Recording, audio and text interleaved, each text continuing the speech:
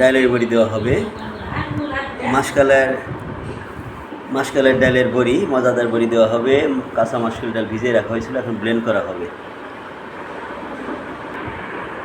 বন্ধুরা, ডাল ব্লেন্ড করা হয়ে গেছে। এখন এর সাথে বিভিন্ন ধরনের মশলা, মিষ্টি সস, কালি জিরা, জিরা এবং ধইনা, এগুলো এর সাথে মিশিয়ে সুন্দর করে ফেটাতে হবে।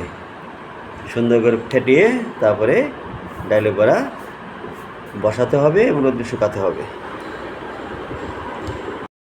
ডালের বড়া যেখানে বসানো হবে সেই টিনটাকে ভালো করে ধুয়ে মুছে সর্ষের তেল মাখিয়ে নিতে হবে।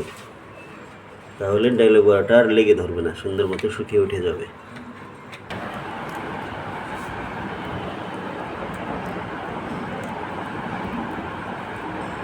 মশলাগুলোর সাথে ভালো মতো ব্লেন্ড করা ডাল মিশিয়ে ফেটাতে হবে সুন্দর করে।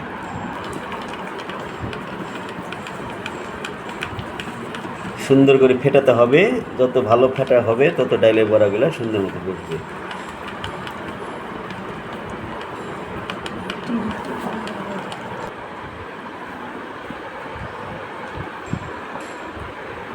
অনেক ভালো করে ফেটাতে হবে, যত ভালো ফেটানো হবে ডালের বড়া তত ভালো হবে। ডালের বড়া বসানো হচ্ছে সুন্দর করে, যত ভালো ফেটানো হবে তত সুন্দর মতো বসবে বন্ধুরা। তারপরে রোদে শুকাতে হবে, একদম সুন্দর করে শুকাতে হবে।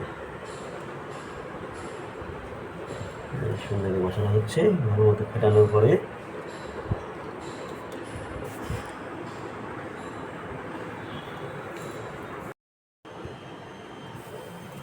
ডালের বড়ি সুন্দর মতো বসানো হয়েছে।